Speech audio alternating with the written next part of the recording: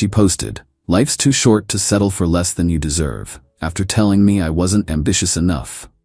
I shared it with, "Couldn't agree more," and a photo of my resignation letter from our relationship. She realized too late what she'd lost. I, 29 male, never thought I'd be posting here, but I need to get this off my chest before I lose my mind.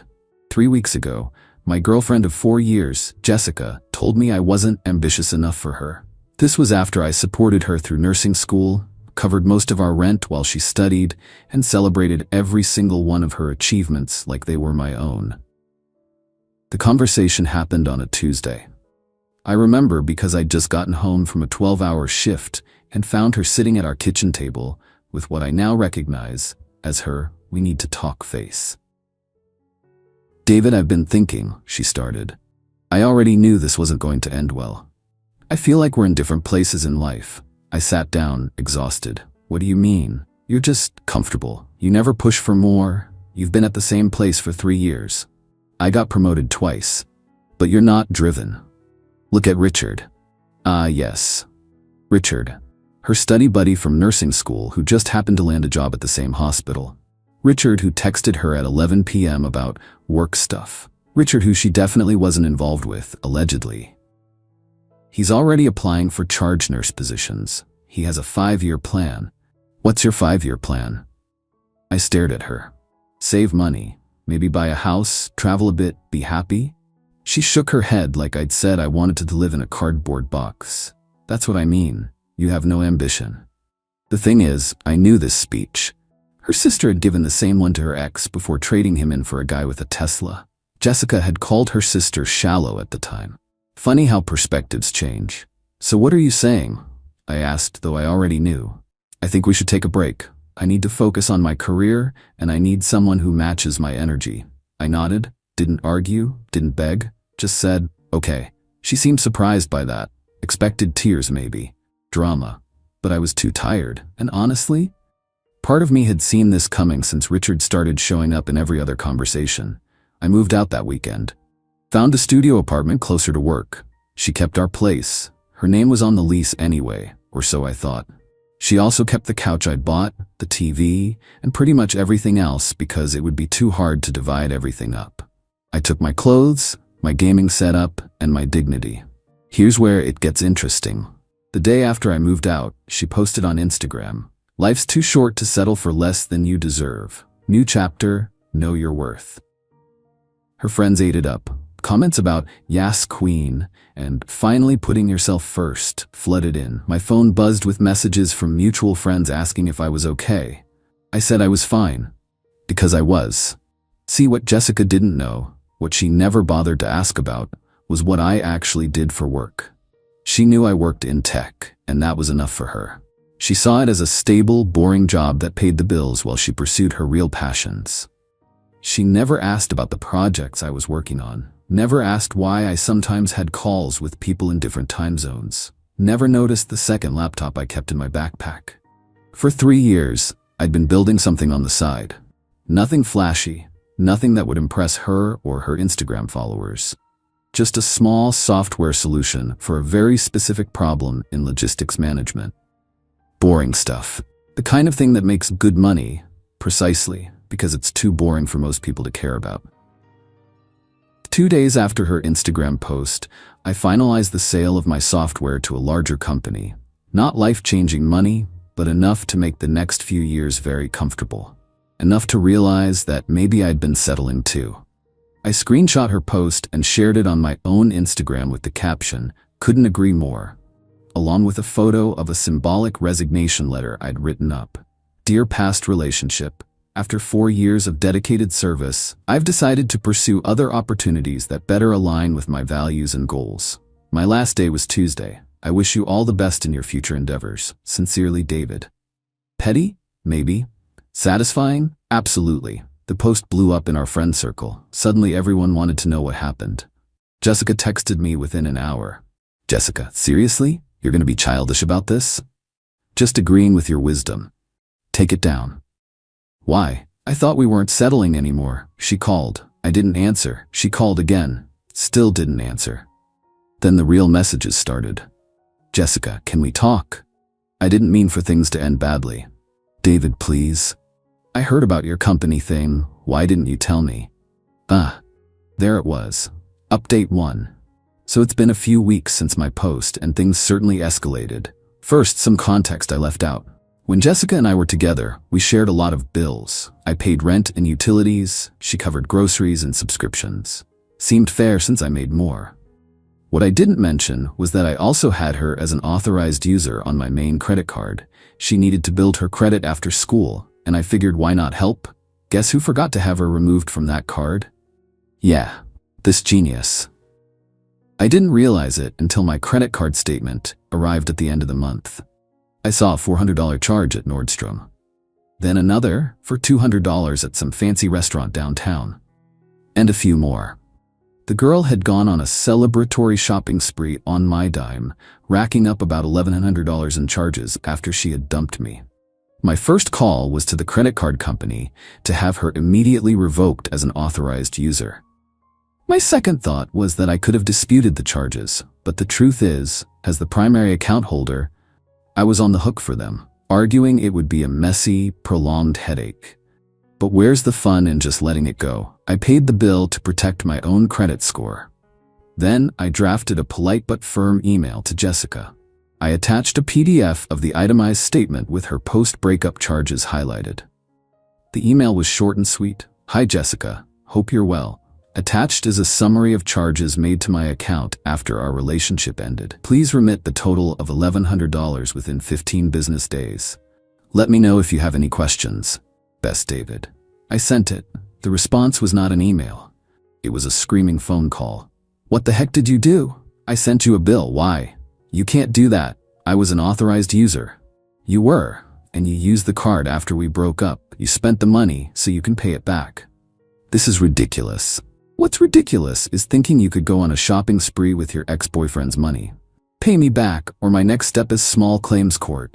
It's a simple debt collection. The paperwork's easy. You wouldn't. Try me. She hung up. The next day, I got a call from Richard. Freaking Richard. Hey man, I think there's been a misunderstanding. No misunderstanding. She owes me $1,100 and I intend to collect it. Come on. You're going to ruin her financially over some hurt feelings?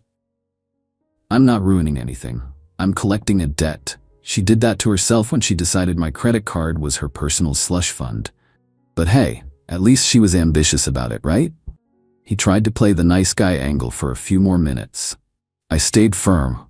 He eventually got frustrated and hung up. But the credit card thing? That was just the appetizer. See, while all this was happening, I received an email from our old apartment's property management company. It was a generic notice addressed to both of us about upcoming parking lot maintenance. I was about to delete it when I realized something. If they were emailing me, my name must still be on their official records. I called the office, feigning confusion. Hi, I'm just calling to confirm I've been removed from the lease at apartment 4B. My ex-girlfriend was supposed to have handled it. A few clicks later, the woman on the phone replied, No, sir. Our records show you are both still listed as co-tenants on the active lease agreement. Jessica had told me she was the only one on the lease. I'd been too trusting to verify, which meant I had just as much right to that apartment as she did. And according to Section 8.4 of our lease, if one tenant vacates without formally modifying the agreement, they're still liable for their portion of the rent, but they also retain all their rights as a tenant. Interesting. I didn't do anything with this information yet. Just filed it away for later. Update 2. I sat on the lease information for another week. I wanted to see how this would play out. During that time, more interesting facts emerged. My buddy Joseph, who still lived in the complex, became my unofficial spy. Not that I asked him to. He just enjoyed the drama. According to him, Richard's car was there every night. They were loud, lots of ambition apparently. Jessica had been telling people I was basically homeless after the breakup. She was also claiming I'd been financially dependent on her. That last one was rich, considering I had Venmo receipts showing I'd sent her $1,400 a month for rent for the past 2 years. But the best part? Joseph sent me a photo of a noise complaint notice on her door. Apparently, our old neighbor Thomas wasn't the only one tired of her late-night activities. That's when I decided to execute phase 2. I called the property management office and scheduled a routine maintenance request for the apartment. I said I was concerned about a slow leak under the sink that I'd noticed before I'd gone on a business trip and wanted someone to check it out. No problem, Mr. David. We have a key on file if no one is home. Actually, I'll be in town Thursday. I can let them in myself. Perfect. How's 10 a.m.? Works for me. Thursday morning, I showed up at my legal apartment with the maintenance guy. Used my key, walked in to find Richard's clothes everywhere. His shoes by the door, his laptop on the kitchen table. The maintenance guy looked confused. Thought you moved out? Nope. Legally, I still live here. Jessica came out of the bedroom in Richard's t-shirt. The look on her face was priceless. What on earth are you doing here? Getting the sink checked. Hi, Richard. He appeared behind her in boxers. You can't just... Actually, I can. I pulled up the lease on my phone. See? Co-tenant, never formally removed, which means I'm still a legal resident until the lease ends or we formally modify it. Her face went white. Richard looked baffled. This is insane, she finally sputtered. Is it? Hey, maintenance guy, the sink is right through there. While he worked, I took a calm tour of my apartment. I noticed my couch had a new stain. My TV had a crack in the corner. You know, I said conversationally, damage to the property is taken out of the security deposit. Our security deposit, the one we'll split when the lease ends, assuming there's any left. Get out. Can't make me leave my own apartment. But hey, I'm reasonable. Let's go to the leasing office right now. We can sign the papers to formally remove me. Just need you to pay me back for my half of the security deposit. That's $1,100. She stared at me. I don't have that right now. Then I guess I remain a co-tenant, and I'll need a key. Richard finally spoke up. This is harassment, man. Is it? I'm overseeing maintenance in my legal residence. What is a lease violation, though, is having an unauthorized occupant. How many nights have you stayed here this month, Richard? The limit for guests is 14. The maintenance guy finished up, said the sink was fine. I thanked him and we left together. As I was leaving, I added, oh, and Jessica? I'll be scheduling regular maintenance checks, as is my right. See you around. The text started before I even got to my car. Jessica, this is psychotic. Me, this is legal. Jessica, I'll call the cops. For what? Entering my own apartment with a key I'm entitled to have? Please just stop. Pay me for the credit card bill and the security deposit and sign the lease removal form. Then I'm gone. I told you I can't right now. Then I'll see you next week for the AC filter change. She called crying. I didn't answer. She left a voicemail begging me to be reasonable, talking about how we'd loved each other once. Cruel? I paid her way for 2 years, supported her dreams, got dumped for not being ambitious enough, then got used for her shopping spree. But sure, I'm the cruel one. Update 3. So it's been 2 months since everything started, and I need to tell you how this all ended because honestly, I couldn't have scripted it better if I tried. After the lease confrontation, things got quiet. Jessica was presumably trying to scrape together $2,200, $100 for the credit card, the $100 for the deposit buyout. Richard's car was seen less frequently. Then I got an unexpected call from Susan, Jessica's mom. David, I'm sorry to bother you, but I need to know the truth. Did Jessica really use your credit card after you broke up? Yes, she did. That foolish girl. I didn't raise her to be like this. Her father and I have been hearing her version of events, but things weren't adding up.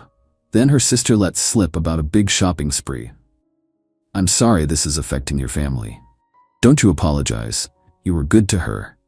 Better than she deserved, apparently. 2 days later, I got a text from Jessica. Jessica, I have the money. For the credit card and the deposit, my parents are helping me. Glad to hear it? Wednesday at 2 p.m. for the lease paperwork? Fine. We met at the property management office. She looked rough, stressed, bags under her eyes. Richard was with her, trying to look intimidating in his scrubs. She transferred me the money. We signed the paperwork. I was removed from the lease, cleared of any future liability. As I signed the last page, Richard couldn't help himself. Hope you're happy, man. You really did a number on her. I looked up. I moved out when asked. I requested repayment for a debt she created. I exercised my legal rights as a tenant. Which part was doing a number on her? You know what you did. Be specific. He couldn't. Jessica finally spoke, her voice quiet. Can we just get this over with? We finished. I was officially free. As we left, she stopped me. For what it's worth, I'm sorry. For what specifically? Everything. The way I ended things. The money. The lies. Okay, that's it? Okay? What do you want me to say? It's done. I did love you. You loved the stability I provided. There's a difference. I walked away and honestly felt nothing. Just free. But the universe had one more gift. 3 weeks later, Joseph sent me a text. Dude, you need to see this. It was a photo of an eviction notice on Jessica's door. The official pay or quit kind. I called him immediately. What happened? Bro, it's been a mess. Apparently she couldn't afford the rent on her own, especially after paying you back. She was late last month and now this month too. But her nursing job, heard her hours got cut. Something about performance issues, calling out too much because of stress. The landlord, already annoyed by the noise complaints and the co-tenant drama, had no patience for late rent. The eviction process was underway. The last update came from an unexpected source, Richard's ex, who reached out via Instagram. Hey, I know this is weird, but I wanted to thank you. Seeing your posts about what happened gave me the courage to recognize the pattern. He did the same thing to me, called me unambitious, left me for someone more driven, and leached off them. You helped me realize I wasn't crazy. Last I heard, Jessica was evicted and had to move back in with her parents. Richard disappeared, probably looking for his next ambitious host. The apartment management company was pursuing her for breaking the lease term and damages. Me? I'm doing great. The software sale gave me enough cushion to take time off. I'm traveling. Nothing fancy, just seeing places I always wanted to visit. Dating casually. Living without someone constantly telling me I'm not enough. Funny thing about ambition. Jessica was so focused on climbing some imaginary ladder that she didn't notice the ground crumbling beneath her. She confused stability with stagnation, contentment with complacency. She wanted someone more driven. She got Richard, who drove himself right into her life and then right back out when things got hard. Meanwhile, I'm sitting in a cafe in Prague, writing this update on my laptop, living off passive income from a boring software solution I built while she was studying with Richard. Turns out I had ambition all along.